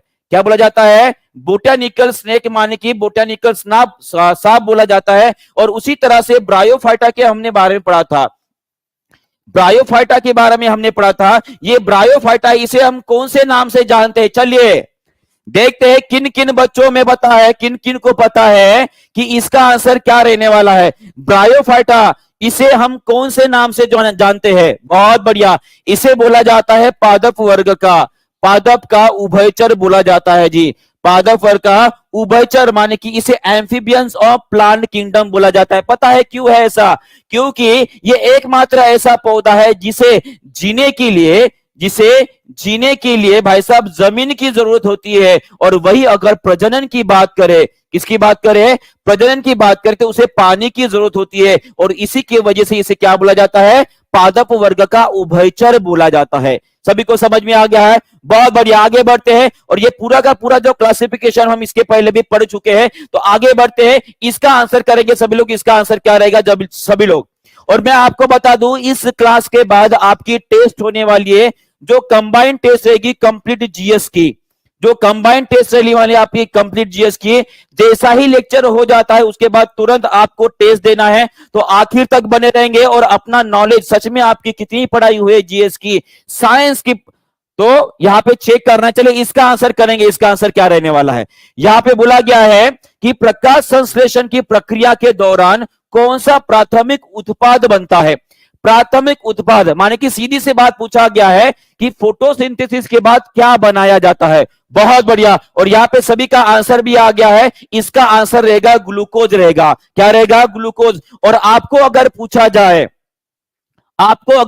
जाए कि ये ग्लूकोज बनाने की जो विधि होती है, फोटोसिंथेसिस होती है, ये कौन से प्रकार की रिएक्शन होती है, कौन सी प्रकार की रिएक्शन होती है, सभी लोग इसका आंसर करेंगे। चलिए बताइए, माने कि मैं आपको पूछ रहा हूं ये एंडोथर्मिक होती है, एंडोथर्मिक होती है कि एक्सोथर्मिक होती है, ये आपको मुझे बताना है। चलिए सभी लोग इसका आंसर करेंगे, सभी लोग इसका आंसर करेंगे, बताएंगे इसका आंसर क्या रहेगा। फोटोसिंथेसिस माने कि प्रकाश संश्लेषण की जो प्रक्रिया होती है, ये एंडोथर्मिक होती है कि एक्सोथर्मिक होती है? चलिए बताइए। इसका आंसर बड़ा ही इजी और आसान से आपको ध्यान में रखना, ये एंडोथर्मिक रिएक्शन होती है। कौन सी होती है? एंडो होती है, क्योंकि प्रकाश संश्लेषण में प्रकाश का इस्तेमाल किया जाता है और उसमें प्रकाश को एब्जॉर्ब किया जाता है। और ऐसी केमिकल रिएक्शन जिसमें प्रकाश हीट को एब्जॉर्ब किया जाए उसे हम क्या बोलते हैं? एंडोथर्मिक बोलते हैं, माने कि ऊष्माग्राही बोलते हैं। क्या बोलते हैं जी? ऊष्माग्राही बोलते हैं। यह आपको ध्यान में रखना पड़ेगा, ठीक है। और इसमें अगर एक और बात आपको ध्यान में रखनी है, ठीक है, जब कभी भी पौधे ग्लूकोज बनाते हैं तो इसे कौन से रूप में स्टोर करते हैं? कौन से रूप में इसे भाई साहब जमा किया जाता है या इसे स्टोर किया जाता है? चलिए इसका भी आंसर कर देंगे। एक क्वेश्चन के कई आंसर, एक क्वेश्चन के कई आंसर, और कई आंसर से कई क्वेश्चन बना सकते हैं। और जब तक आप ये तरीका नहीं सीख जाओगे भाई साहब, तो तब तक आप सभी के सभी जो है बीपीएससी का जो रियल फॉर्मेट अभी चल रहा है 2024 वाला, उसे आप नहीं समझ पाओगे, ठीक है। चलिए सभी लोग इसका आंसर करेंगे, बहुत बढ़िया। इसका आंसर भाई साहब आपके ऑप्शन में दिया है, इसका आंसर रहेगा आपका स्टार्च। क्या रहेगा? स्टार्च। ये आपका सही उत्तर रहने वाला है। स्टार्च ये आपका सही उत्तर रहने वाला है। इसमें एक और बात आपको ध्यान में रखना पड़ेगा, और मैं आपका बताना चाहूंगा कि जो कवक होते हैं, कवक माने कि जिसे हम फंगी बोलते हैं, क्या बोलते हैं? फंगी। ये भी अपना खाना जो है स्टार्च के रूप में स्टोर करते हैं। तो सभी लोग कमेंट बॉक्स में लिखेंगे, क्योंकि ये अगर जैसा ही हो जाता है तो अगली बार आपका बीपीएससी टीआरई 4.0 का क्वेश्चन हो सकता है कि कवक अपना खाना कौन से रूप में जमा कर रखता है। उसका आंसर रहेगा आपका स्टार्च। क्या रहेगा? स्टार्च रहने वाला है। सबको क्लियर है? सबको समझ में आ गया है? बहुत बढ़िया। और उसमें एक और क्वेश्चन बनता है, देखिए आपके बीपीएससी के एग्जामिनेशन के बोल रहा हूं, फंगी माने कि ये कवक वर्ग जो है बहुत बहुत बहुत ज्यादा इंपॉर्टेंट है, बहुत ही ज्यादा। इसके ऊपर किस प्रकार का क्वेश्चन पूछ ले हम बता ही नहीं सकते हैं। तो आपको इसे पूरी तरह से तैयार रहकर जाना है। चलिए आगे बढ़ते हैं जी, आगे बढ़ते हैं। और ये रहा पूरा का पूरा फोटोसिंथेसिस की प्रोसेस। जिस तरह से आपको पूछा है, आपको पता है कि अगर मैं रेस्पिरेशन की बात करूं, किसकी बात करूं? रेस्पिरेशन माने कि श्वसन की बात कर रहा हूं, तो श्वसन ये एक प्रकार की एक्सोथर्मिक रिएक्शन होती है, एक्सोथर्मिक रिएक्शन होती है। और साथ में इसमें क्या बनता है? इसमें आपका एटीपी बनती है, माने कि ऊर्जा बनती है। और ये कहां पर होता है जी? ये होता है आपका सेल के अंदर। सेल के अंदर दो जगह पे होता है, एक होता है आपका कोशिका द्रव्य, एक होता है आपका कोशिका द्रव्य, और दूसरा होता है आपका माइटोकॉन्ड्रिया। क्या होता है? माइटोकॉन्ड्रिया के अंदर होता है। कोशिका द्रव्य के अंदर कौन सी प्रोसेस होती है? चलिए सभी लोग आंसर करेंगे इसका, देखते हैं किसकी पता है। कोशिका द्रव्य के अंदर कौन सी प्रोसेस होती है जी? वो होती है आपकी ग्लाइकोलिसिस की। किसकी? ग्लाइकोलिसिस की प्रोसेस होती है। और इसमें क्या बनता है? इसमें बनता है आपका पायरुविक एसिड बनता है। क्या बनता है? Pyruvic acid. और 2 एटीपी बनते हैं जी। कितने एटीपी बनते हैं? 2 एटीपी बनते हैं। वही माइटोकॉन्ड्रिया की अगर बात करूं तो माइटोकॉन्ड्रिया में कौन सी प्रोसेस होती है? चलिए देखते हैं कौन कौन बताता है इसका आंसर। किन किन लोगों को पता है कि अगर मैं माइटोकॉन्ड्रिया की बात कर रहा हूं, माने की हाँ बिल्कुल बिल्कुल, बहुत बढ़िया बच्चों। आप इस तरह से पढ़ाई करोगे ना, मैं आपको बता रहा हूं, आपका भाई साहब क्रैक करके रहेगा। बहुत बढ़िया। इसमें कौन सी प्रोसेस होती है? इसमें भाई साहब क्रेब साइकिल होती है। और इसी क्रेब साइकिल में भाई साहब कितने एटीपी बनते हैं? 36 एटीपी बनते हैं। ये भी आपको याद रखना है। वही अगर फोटोसिंथेसिस के बारे में आपको पूछा जाए तो ये किसमें कौन सी प्रोसेस होती है? इसमें आपको केल्विन प्रोसेस होती है या केल्विन साइकिल होती है, ये आपको याद रखना है। और केल्विन साइकिल से क्या बनता है? केल्विन साइकिल से आपका ग्लूकोज बनाया जाता है, ये भी आपको याद रखना है। क्लियर हो गया? यहां पे यहां तक समझ में आ गया? चलिए आगे बढ़ते हैं। और ये रहा आपका पूरा का पूरा प्रोसेस। फोटोसिंथेसिस आप सभी को पता है दिन में होता है, वहां पे हम जो पौधे होते हैं वो क्या इस्तेमाल करते हैं, लाइट का इस्तेमाल करते हैं और कार्बन डाइऑक्साइड का इस्तेमाल करते हैं, ऑक्सीजन और ग्लूकोज वहां से बाहर निकलता है। वही रात को वही पौधे क्या करते हैं, श्वसन की प्रक्रिया करते हैं और इसी श्वसन में वो क्या करते हैं जी, ऑक्सीजन का इस्तेमाल कर कर और जो शुगर होता है माने कि कार्बोहाइड्रेट का इस्तेमाल कर कर ये क्या बनाते हैं, ये एटीपी बनाते हैं और इसमें कार्बन डाइऑक्साइड रिलीज होता है। इतनी बातें आपको याद हो गई, क्लियर हो गई, बहुत बढ़िया। चलिए आगे बढ़ते हैं, नेक्स्ट क्वेश्चन आप सभी के लिए बताएंगे इसका आंसर क्या रहेगा, जल्दी जल्दी चलिए इसका आंसर करेंगे। प्रकाश संश्लेषण के लिए निम्नलिखित में से कौन सी आवश्यकता नहीं है, किसकी आवश्यकता नहीं होती है? चलिए आपका बहुत बहुत धन्यवाद टेक्निकल टीम वाली मैम का, ठीक है, सभी लोग धन्यवाद बोल देंगे और जल्दी जल्दी जो इसका आंसर करेंगे बताए जी, बहुत बढ़िया। सभी लोग कमेंट करेंगे और बताएंगे इसका आंसर क्या रहेगा, बहुत बढ़िया, बहुत बहुत बढ़िया जी। क्या रहेगा, नॉट रिक्वायर्ड बोला गया। तो फोटोसिंथेसिस के लिए क्लोरोफिल की सबसे ज्यादा रिक्वायरमेंट होती है, सनलाइट भी लगेगा और कार्बन डाइऑक्साइड भी लगेगा, माने कि आपका आंसर क्या आना चाहिए, more than one of above is your correct answer.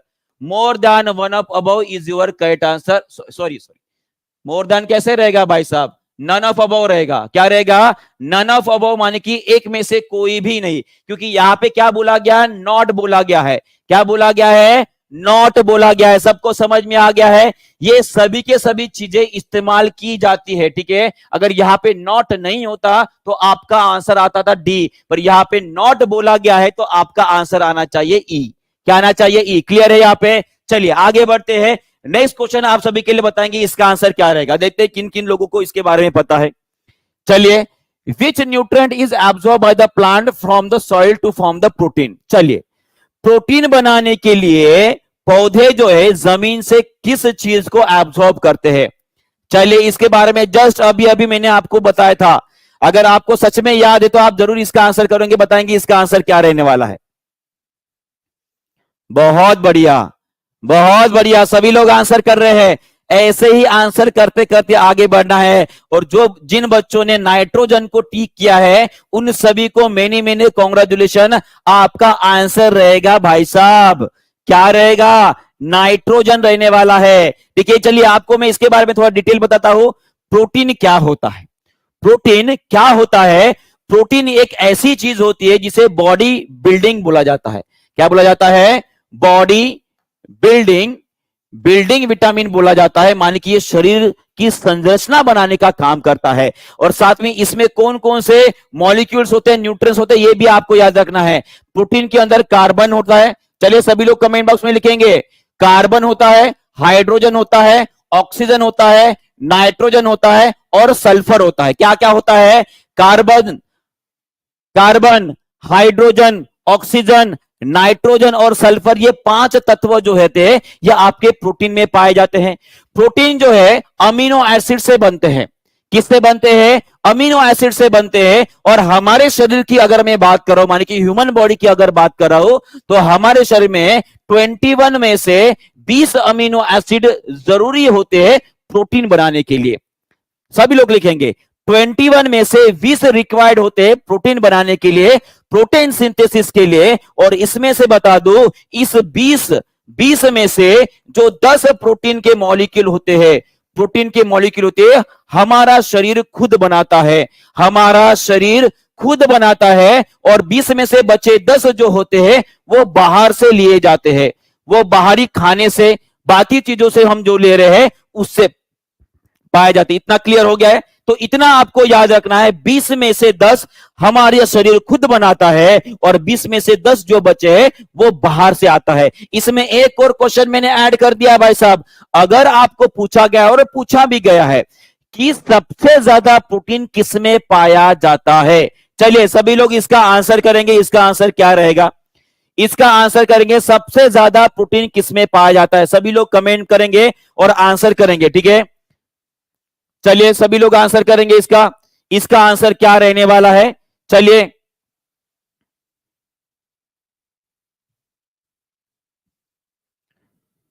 क्या रहेगा, सबसे ज्यादा प्रोटीन, बहुत बढ़िया। देखिए, अगर भाई साहब वेजिटेरियन की बात कर रहे हो तो सोयाबीन में सबसे ज्यादा प्रोटीन पाया जाता है। किसमें पाया जाता है? सबसे ज्यादा आपके सोयाबीन में प्रोटीन पाया जाता है। और उसके बाद सेकंड नंबर की अगर बात की जाए तो वो रहेगी आपकी, जितने भी आप दाल खाते हो, जो दाल खाते हो, इसमें सर्वाधिक प्रोटीन पाया जाता है। वो तो छोड़िए, अगर आप नॉन वेजिटेरियन हो तो भाई साहब नॉन वेजिटेरियन में मछली में सबसे ज्यादा प्रोटीन, मांस में सबसे ज्यादा प्रोटीन होता है। ये सभी बातें आपके बीपीएससी में पूछे गए हैं, आप सभी को पता है, इसे अच्छे से याद रखना है। इसमें एक और बात आती है कि प्रोटीन से हमें कितनी ऊर्जा मिलती है? 4 किलो कैलोरी पर ग्राम इतनी ऊर्जा मिलती है, ये आपको याद रखना है। कितनी ऊर्जा मिलती है जी? कितनी मिलती है? 4 किलो कैलोरी पर ग्राम इतनी ऊर्जा मिलती है। तो इतनी बातें आपको याद रखनी है। अगर पूछा जाए सबसे ज्यादा ऊर्जा प्रदान करने वाला घटक कौन सा है, तो वो है आपका फैट। सबसे ज्यादा ऊर्जा देने वाला कितना देता है जी? 9 किलो कैलोरी पर ग्राम उतना ऊर्जा देता है। वही अगर पूछा जाए हमारे शरीर को सबसे ज्यादा ऊर्जा प्रदान करने वाला घटक कौन सा है, चलिए सभी लोग इसका आंसर करेंगे। शरीर को सबसे ज्यादा ऊर्जा प्रदान करने वाला घटक कौन सा है? सबसे ज्यादा ऊर्जा देने वाला घटक कौन सा रहेगा? वो रहेगा आपका कार्बोहाइड्रेट। कौन रहने वाला है? कार्बोहाइड्रेट रहेगा। और कितनी ऊर्जा देता है? लगभग 60 से 65% ऊर्जा जो है कार्बोहाइड्रेट से मिलती है। बहुत बढ़िया। चलिए सभी को पता है इसके बारे में। अमीनो एसिड्स, इसका फंक्शनल ग्रुप क्या है? जो बच्चे 6 to 8 और 9 10 की तैयारी कर रहे हैं उनको मैं बताना चाहूंगा, अमीनो एसिड्स में मेन फंक्शनल ग्रुप कौन सा होता है? वो रहता है आपका अमीनो ग्रुप, और दूसरा होता है कार्बोक्सिलिक ग्रुप। सभी लोग कमेंट बॉक्स में लिखेंगे NH2 और COOH, ये हो गया आपका अमीनो ग्रुप, और ये हो गया आपका कार्बोक्सिलिक ग्रुप। ये मेन ग्रुप पाए जाते हैं आपके किसमें? प्रोटीन के अंदर। किसमें? प्रोटीन के अंदर। इतनी बातें आपको ध्यान में रखना है। चलिए, और प्रोटीन बनाने वाला कौन सा अंग होता है हमारे कोशिका के अंदर? देखिए, एक क्वेश्चन से कम हमने 7 से 8 क्वेश्चन कवर किए। एक क्वेश्चन के जरिए कम से कम 7 से 8 क्वेश्चन हमने यहां पे कवर किए हैं। तो राइबोसोम वो एक सेलुलर ऑर्गन है, माने कि कोशिका एक ऐसा अंग है जो क्या करता है जी? प्रोटीन बनाने का काम करता है। क्या करता है? प्रोटीन बनाने का काम करता है। ये भी आपको याद रखना है। चलिए आगे बढ़ते हैं, और ये पूरे के पूरे मिनरल्स और उनके मुख्य कार्य जो है यहाँ पे दिए गए हैं। ठीक है, ये जो पूरा का पूरा चार्ट जो है मैं Telegram channel science by TP पर डाल दूंगा। साइंस बाय टीपी पर डाल दूंगा, इसे आप ज्वाइन कर लीजिएगा। वहां पे ये चार्ट आपको मिल जाएगा जो आपके एनसीईआरटी से लिया गया है। ठीक है, चलिए आगे बढ़ते हैं। नेक्स्ट क्वेश्चन आप सभी के लिए रहा, चलिए इसका भी आंसर करेंगे। मैं बहुत ही स्लो पढ़ा रहा हूं जी। ठीक है, बाकी बच्चों को भी समझ में आ गया कि मैं कितना स्लो पढ़ा रहा हूं। चलिए इसका भी आंसर करेंगे। कौन सा पादप हार्मोन कोशिका वृद्धि और शीर्ष कलिका की वृद्धि को बढ़ावा देने के लिए काम करते हैं? आपने देखा होगा गए 2 साल से कंटिन्यूअस प्लांट हार्मोन के ऊपर क्वेश्चन आ रहा है। किसके ऊपर आ रहा है? प्लांट हार्मोन के ऊपर क्वेश्चन आ रहा है। और तो ये प्लांट हार्मोन हमें भी बीपीएससी टीआरई 4.0 के लिए, बीपीएससी टीआरई 4.0 के लिए बहुत ही ज्यादा महत्वपूर्ण टॉपिक रहने वाला है। तो सभी लोग यहाँ पे बताएंगे इसका आंसर क्या रहेगा। चलिए देखते हैं कौन कौन इसका आंसर करता है। बहुत बढ़िया, चलिए फास्ट कमेंट करेंगे और बताएंगे इसका आंसर क्या रहने वाला है। बहुत बढ़िया, चलो 1500 के आसपास बच्चे यहाँ पे लाइव है, तो सभी लोग एक बार कमेंट कर देंगे, लाइक और शेयर भी कर देंगे वीडियो को, ताकि और बच्चों को भी पता चले कि टीचिंग परीक्षा के ऊपर कितने जबरदस्त तरीके से हम पढ़ाई कर रहे हैं। चलिए, और मैक्सिमम लोगों ने जो आंसर दिया है, इसका आंसर रहने वाला है ऑप्शन नंबर बी, माने कि ऑक्सीन। लिख लो कमेंट बॉक्स में कि वृद्धि करने के लिए कौन बढ़ावा देता है? भाई साहब सेल इलोंगेशन बोला गया है। सेल इलोंगेशन बोला गया है, तो भाई साहब इसका आंसर रहेगा ऑक्सीन हार्मोन। क्या रहेगा? ऑक्सीन रहेगा। देखिए, हमने कुछ हार्मोन्स के बारे में पढ़ा है। ठीक है, उसमें आपको मैं बता दूं, पौधों के अंदर 2 प्रकार के हार्मोन्स पाए जाते हैं। एक होता है जो ग्रोथ को रेगुलेट करता है, माने कि बढ़ावा देता है। क्या देता है? बढ़ावा देता है। और दूसरा हार्मोन होता है जो ग्रोथ को इनहिबिट करता है, माने कि ग्रोथ को खत्म करने का काम करता है, उसको रोकने का काम करता है। तो आपके लिए बीपीएससी टीआरए 4.0 के लिए ये स्लाइड मोस्ट इंपॉर्टेंट है, मोस्ट इंपॉर्टेंट। इससे क्वेश्चन आपके बीपीएससी में आने वाले एग्जामिनेशन में पूछा जा सकता है कि कौन सा प्लांट हार्मोन भाई साहब ग्रोथ को बढ़ावा देता है या कौन ग्रोथ को रोकने का काम करता है। तो आपको दो हार्मोन याद रखना है जो ग्रोथ माने कि जो उसकी ग्रोथ होती है उसे रोकने का काम करेगा। एक रहता है आपका एब्सिसिक एसिड और दूसरा होता है इथिलीन। बाकी इनको याद नहीं किया तो भी चलेगा, पर इनको याद करके रखना है। ग्रोथ इनहिबिटर माने कि जो ग्रोथ नहीं होने देता है वो दो हमारे पास है, एक है आपका एब्सिसिक एसिड और दूसरा कौन सा है, इथिलीन। दूसरा कौन सा है, इथिलीन। ये दोनों भी आपको याद रखना है। और ग्रोथ हार्मोन की बात करूंगा तो ऑक्सिन, जिब्रेलिन, साइटोकाइनिन। कौन सा, ऑक्सिन, जिब्रेलिन और साइटोकाइनिन। थोड़ा सा आगे बढ़ते हैं, इनके बारे में देख लेते हैं। ठीक है, देखिए ऑक्सिन के बारे में अभी बताया, ये सेल इलोंगेशन के लिए काम करता है। साइटोकाइनिन जो होता है वो सेल डिवीजन के लिए काम करेगा। किसके लिए, सेल डिवीजन माने कि जो कोशिकाएं होती है उनका रैपिड तरीके से वो ग्रोथ करने का काम करेगा। जिब्रेलिन जो होता है ये क्या करता है, ये जो जर्मिनेशन होता है, जर्मिनेशन होता है उस टाइम पे जो स्टोर्ड फूड होता है कौन से रूप में, स्टार्च के रूप में, उसे ब्रेक करने का काम करता है आपका कौन, जिब्रेलिन फॉर जर्मिनेशन। इस प्रकार से आप इसे याद सकते हो। उसके बाद एब्सिसिक एसिड जो होता है भाई साहब, ये जो है पत्ते और फल इन दोनों को गिराने में मदद करता है। गिराने में मदद माने कि, गिराने में मदद माने कि पक जाएंगे पत्ते, पत्ते पक जाने के बाद वो अपने आप गिर जाते हैं, वो उसके लिए कौन मदद करेगा, आपका एब्सिसिक एसिड मदद करेगा। और इथिलीन के बारे में ये मोस्ट इंपॉर्टेंट है आपके लिए। इथिलीन हार्मोन जो होता है इसे भाई साहब फलों को पकाने वाला हार्मोन बोला जाता है। फलों को पकाने में मदद करने वाला हार्मोन कोई होगा तो वो है आपका इथिलीन हार्मोन।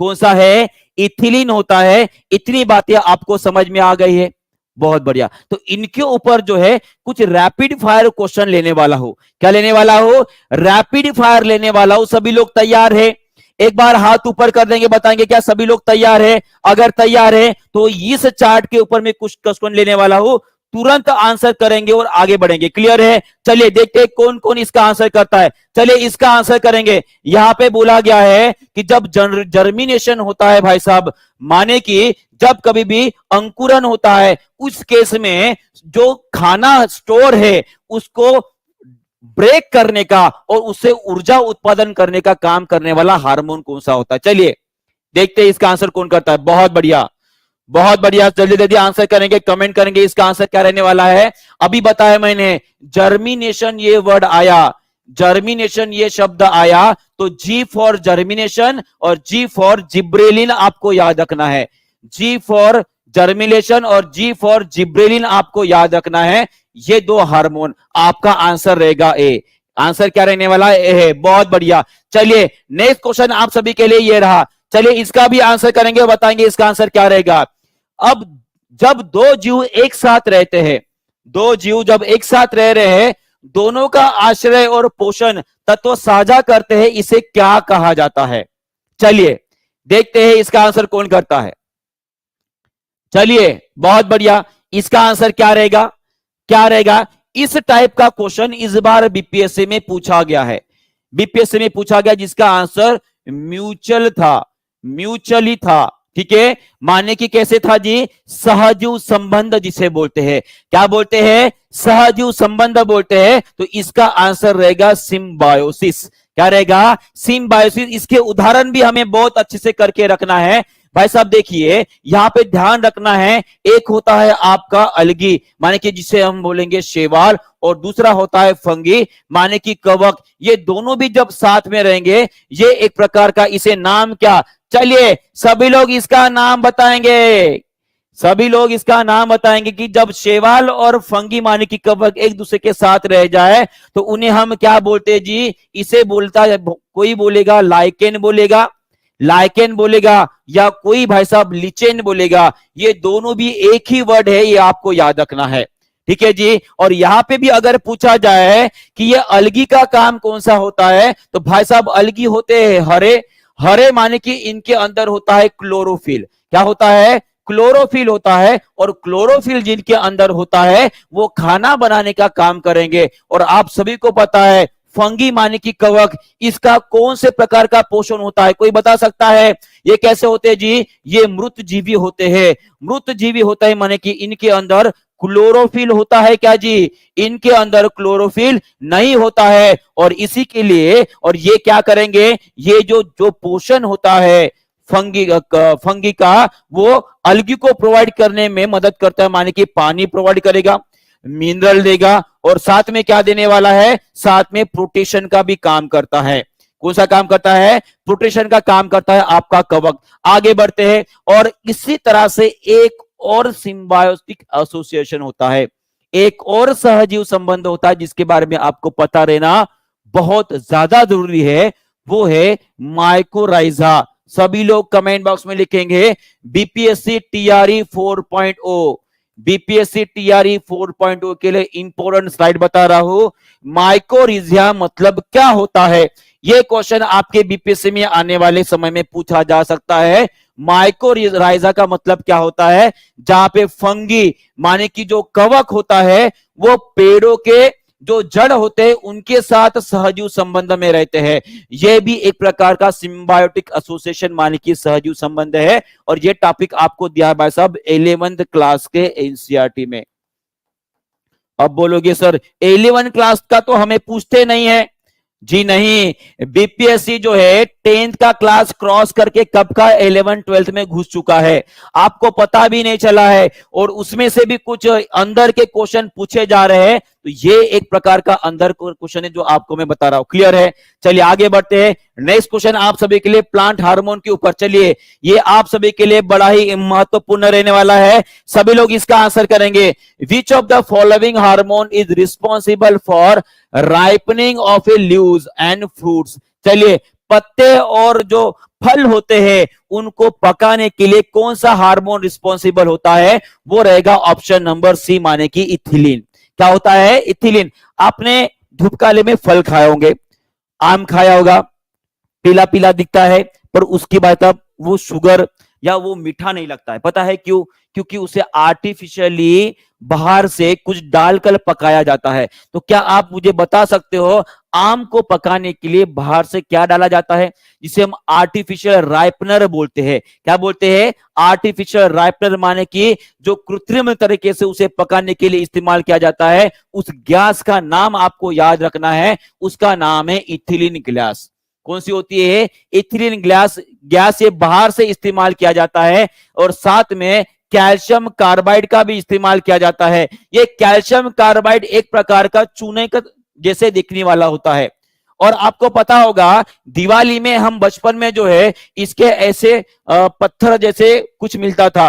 वो पत्थर को यहां पे रखा, उसके ऊपर डिब्बा जो है भाई साहब उल्टा रख देते थे। फिर डिब्बे के ऊपर जो छोटा सा छेद होता था भाई साहब, उसमें जब पानी डाल दो, पानी डालने के बाद जैसे उसे आग लगाओ के डब्बा फूटकर भाई साहब ऊपर चला जाता था। पता है उसमें क्या इस्तेमाल किया जाता था? ये कैल्शियम कार्बाइड का भाई साहब वो पत्थर होता था। बराबर है? और जब कभी भी कैल्शियम कार्बाइड में आप पानी को मिला दो तो इसमें से एक गैस निकलती है, वो है आपकी एसिटिलीन गैस। और यही एसिटिलीन गैस जो है आपके जो आम है भाई साहब उसको पकाने में मदद करते हैं।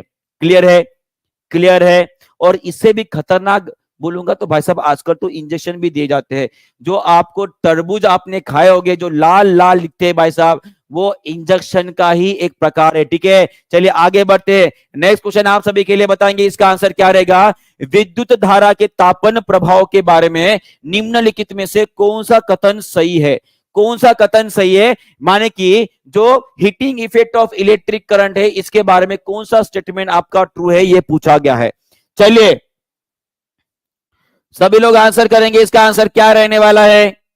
बहुत बढ़िया। चलिए भाई साहब लगे रहो। और सबको मैं बता दूं, याद दिला देता हूं, इस पूरे सेशन के बाद आपका टेस्ट होने वाला है जो आप सभी को देना है। आप सभी को देना है माने कि एसएसटी, जीएस और साइंस। उसमें जीएस और वो तो साइंस तो आ ही गया है, पूरा का पूरा आपको टेस्ट देना है और मैक्सिमम मार्क्स आपको हासिल करने। क्लियर है? चलिए, सभी लोगों ने इसका आंसर कर दिया है जी। इसका आंसर क्या रहेगा? यहाँ पे बोला गया है thicker the wire greater the heating effect, माने कि जितना मोटा तार रहेगा उतना ही ज्यादा उसका तापीय प्रभाव रहने वाला है। कि या क्या ये स्टेटमेंट सही है जी? नहीं, ये गलत है। आपको मैं बताना चाहूंगा, देखिए यहाँ पे आपको ध्यान रखना है, आपको यहाँ पे ध्यान रखना है H is equal to I square R into T. ये फार्मूला हमने हीटिंग इफेक्ट के लिए, माने कि उष्मा प्रभाव जो होता है आपका विद्युत धारा का, उसके लिए पढ़े है। अब यहाँ पे रेजिस्टेंस आपको दिखा रहा है, पर रेजिस्टेंस का R is equal to rho L divide by A, ये फार्मूला हमने पढ़े हैं। इसको अगर मैंने यहां पे डाल दिया, H is equal to R square, R के जगह पे rho into L into T divide by A, ऐसा कुछ आ जाएगा। माने कि ये एरिया डिफाइन कर रहा है मोटापा। वायर अगर मोटा होगा, एरिया अगर ज्यादा होगा, तो H आपका कम रहने वाला है ना? क्या रहेगा? कम रहेगा। और यहाँ पे पहले ऑप्शन में बोला गया है कि उतना ही अधिक होगा, ये गलत बात है। उसके बाद तापीय प्रभाव जो होता है तार की लंबाई और सामग्री पर निर्भर करता है, ये आपका सही उत्तर रहने वाला है। आगे जाने की जरूरत ही नहीं भाई साहब, आगे जाने की जरूरत ही नहीं है। हीटिंग इफेक्ट जो होता है वो लेंथ के ऊपर और जो मटेरियल इस्तेमाल किया जाए उसके ऊपर निर्भर करता है, बिल्कुल निर्भर करता है। ये हीटिंग इफेक्ट डायरेक्टली प्रोपोर्शनल होता है आपके लेंथ के साथ। मान कि लंबाई जितनी ज्यादा रहेगी, लंबाई जितनी ज्यादा रहेगी, उसमें बनने वाली जो ऊष्मा होती है उतनी ही ज्यादा होती है, ये आपको याद रखना है। क्लियर है यहाँ पे? और किसके ऊपर डिपेंड करेगी? जो आपका रेजिस्टिविटी, माने कि जो प्रतिरोधकता है, उसके ऊपर निर्भर करेगी। उसके बाद करंट जितना ज्यादा रहेगा उतना तापीय प्रभाव भी रहने वाला है। और साथ में ये समय के ऊपर भी निर्भर करेगा, माने जितने ज्यादा समय के लिए आप करंट किसी धातु से बहाओगे उतना ही ज्यादा उसमें क्या बनेगा? उसमें ज्यादा उसमें ऊष्मा बनने वाली है। क्लियर है? चलिए, बहुत बढ़िया, आगे बढ़ते हैं। नेक्स्ट क्वेश्चन आप सभी के लिए रहा, चलिए इसका भी आंसर कर देंगे। इसका आंसर क्या रहने वाला है?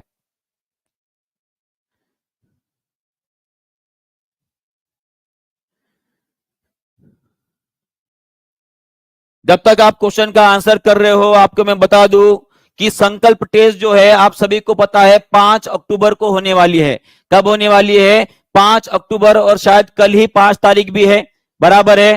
तो आपको इसका भी ध्यान रखना है कि कल आपको संकल्प टेस्ट देनी है 5 अक्टूबर को, जो रात को 9 बजे आपका होने वाला है। रात को ही होने वाली है सर, बिल्कुल रात को होने वाली है, ठीक है। और साथ में आपको प्राइस भी पता है, यहाँ पे फर्स्ट जो रैंक रहेगा भाई साहब उसको 11,000 रुपए, सेकंड वाले को 5,000, तीसरे वाले को 3,000, चौथी से 10वीं रैंक में आ रहे तो 1,000 रुपीज, और 11 से 20 के अंदर आए तो 500 रुपए आपको मिलने वाला है।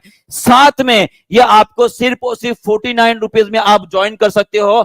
आज रात तक का समय है, जितना ज्वाइन हो सकते हो भाई साहब ज्वाइन कर लो। और साथ में जो पहले 500 स्टूडेंट रहेंगे, जो पहले 500 स्टूडेंट रहने वाले, उन सभी को जो 2.5 लाख का एक क्वेश्चन सेट है, ठीक है, जहां पे इंडिया में सभी एग्जामिनेशन में पूछे गए जो आपके जीएस और बाकी सब्जेक्ट के क्वेश्चन है, वो पूरा का पूरा उसका बड़ा सा एक मैं बोलना चाहूंगा, जिस तरह से हमारे हिंदू धर्म में जो है महाभारत और भाई साहब रामायण, इसको क्या बोला जाता है, एक बहुत बड़ा एक ग्रंथ माना जाता है। तो समझ लीजिएगा ये 2.5 लाख क्वेश्चन का सेट जो है इंडिया में होने वाले हर एग्जामिनेशन के लिए ये ग्रंथ रहेगा, क्योंकि इसके बाहर कोई भी क्वेश्चन नहीं जाने वाला, ये क्लियर रहना है आपको, ठीक है। तो ये आपको अगर 500 के अंदर आपको आने का पूरा प्रयास करना है, और साथ में भाई साहब आपको बता दूं बहुत सारे फायदे होने वाले, ठीक है। तो अच्छे से पढ़ाई की होगी आपने, और अभी तक अगर आपने संकल्प टेस्ट को ज्वाइन नहीं किया होगा तो जरूर ज्वाइन कीजिएगा, और 500 के अंदर आने का पूरा प्रयास करेंगे। क्लियर है जी? बहुत बढ़िया। चलिए, इसके ऊपर क्वेश्चन था हमारा, हाँ, तो ये वाला क्वेश्चन था, यहां पे पूछा गया, तो आंसर क्या रहेगा? ऑप्शन नंबर बी रहेगा, धारा, ठीक है। माने कि फ्यूज वायर जो मेल्ट हो जाता है, फ्यूज वायर जो मेल्ट हो जाता है, पिघल जाता है, उसका कारण क्या रहेगा? Heating effect of electric current. माने कि जब कभी भी उसमें से आप करंट को बहाओगे उसमें क्या बन जाएगा जी? मैं आपको बता रहा हूं ना, मैं बोल रहा हूं कि मैक्सिमम लोगों ने जो है संकल्प टेस्ट को ज्वाइन कर लिया है, और आपको क्या बताएंगे पता है? क्या 49 रुपए ले लिए है भाई साहब, लगभग 50 रुपए ले रहे हैं, और गारंटी भी नहीं है कि मैं 500 के अंदर आऊंगा कि नहीं आऊंगा। क्यों ज्वाइन करूंगा? मैं आपको बताता हूं, अगर बाजू वालों की सुनोगे या सुनोगे तो भाई साहब आपका पक्का नुकसान होने वाला है। मैं आपको बता दूं, अगर आपने टेस्ट ज्वाइन कर लिया तो आपको बहुत ज्यादा फायदा होने वाला है। ये मेरे बात के ऊपर आपको ध्यान में रखना, ठीक है। ये हो गया है, आगे बढ़ते हैं। नेक्स्ट क्वेश्चन आप सभी के लिए बताएंगे इसका आंसर क्या रहेगा, ठीक है। तो चलिए, मुझे देखिए, आपने अगर ऐप डाउनलोड किया है तो ऐप में जाने के बाद जो फ्री कंटेंट होता है, ऐप में जाने के बाद जो फ्री कंटेंट वाला आपको एक फोल्डर मिलेगा, उस फोल्डर के अंदर जो है आपको टेस्ट मिलने वाली है। ये आपको याद रखना है। और आपने अगर अभी तक ऐप डाउनलोड नहीं किया है तो डाउनलोड कर दीजिए और इस टेस्ट का पूरा फायदा लीजिए, ठीक है। और इसके साथ साथ आगे भी हमारी टेस्ट होते रहती है, वो भी हम आपको फ्री प्रोवाइड करेंगे। वो भी आपको ऐप के अंदर फ्री कंटेंट वाला जो फोल्डर होता है उसमें मिल जाता है। क्लियर है? क्लियर है? तो चलिए, ये क्वेश्चन का एक क्वेश्चन, इस क्वेश्चन का आंसर कर दिए। इसका आंसर क्या रहेगा जी? इसका आंसर रहेगा आपका फ्यूज वायर। क्या रहेगा? फ्यूज वायर, ठीक है, बिल्कुल ठीक है। उसके बाद ये क्वेश्चन जो है मैं सभी को होमवर्क दे रहा हूं, सभी लोग इसका आंसर जो है कमेंट बॉक्स में लिखेंगे। आपको सेशन कैसे लगा वो भी आप कमेंट बॉक्स में लिखेंगे, और सभी लोग जो है टेस्ट को अटेंड करेंगे। फिर से बता रहा हूं आप सभी को कि ऐप में जाने के बाद जो फ्री कंटेंट वाला फोल्डर होता है वहां पे आपको टेस्ट मिल जाएगी। फ्री कंटेंट वाला जो फोल्डर होता है उसके अंदर आपको टेस्ट मिल जाएगी। तो जल्दी से इस टेस्ट को ज्वाइन करेंगे और टेस्ट दे देंगे, और जितने मार्क्स आपको मिले हैं वो कमेंट बॉक्स में लिखेंगे, और कितने समय में सॉल्व किया है वो भी लिख देंगे, ठीक है जी। तो आप सभी का बहुत बहुत धन्यवाद जुड़ने के लिए, और आप सभी को बेस्ट ऑफ लक भी बोलता हूं, ऑल द बेस्ट बोलता हूं, ताकि टेस्ट अच्छे से सॉल्व करेंगे। और जो आज रात को जो महा संकल्प टेस्ट होने वाली है उसको ज्वाइन करेंगे, और अपनी रैंक क्या रहेगी हजारों बच्चों में ये भी खुद को देख लेंगे, परख लेंगे। तो इसी के साथ सभी को bye bye, God bless you all.